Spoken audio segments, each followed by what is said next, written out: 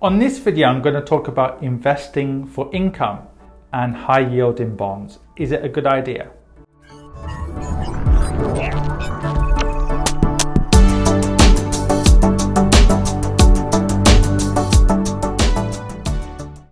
So go over to infuriated.com if you're an expat or a high net worth individual in particular. Now, on this video, I'm going to talk about bonds and investing for income. Are high yield in bonds a good idea? Now, there's different types of bonds. There's a short-term government bonds which pay very little, but they very seldom go down in value. Sometimes they do, but not very often. Even during an economic crisis, they very seldom go down. Then there's the high yielding bonds, which typically do go down during periods like March 2020 or 2008, because during those very extreme periods, people want to get out of high yielding bonds and towards, say, very short-term treasuries. Then you have the corporate bonds, which typically pay more, but again, during the most extreme periods of time, they don't always do that well. Now, here's the thing, right? In the world we're living in today, interest rates are low, bond rates are low. So I'm not saying that long-term government bonds can't have a place in your portfolio, but you're getting paid very little for that compared to, say, investing in the stock market. So what is true is if you invest in short-term bonds, you're probably only going to make about 1% per year, or even less sometimes, including the dividend. At the moment, they pay almost zero. But if you hold them as part of a more diversified portfolio, when stocks go down, especially if they go down dramatically, short-term government bonds tend to hold their value or even sometimes go up a little bit.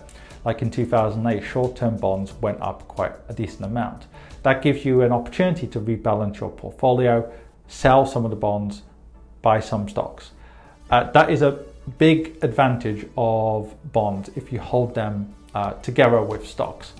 However, when it comes to high yielding bonds, the problem is some are either just too high risk, or some are reasonable in terms of the risk allocation. There are some government bond funds or ETFs which hold short-term, medium-term and long-term government bonds together, and they typically will do better than the short-term government bonds.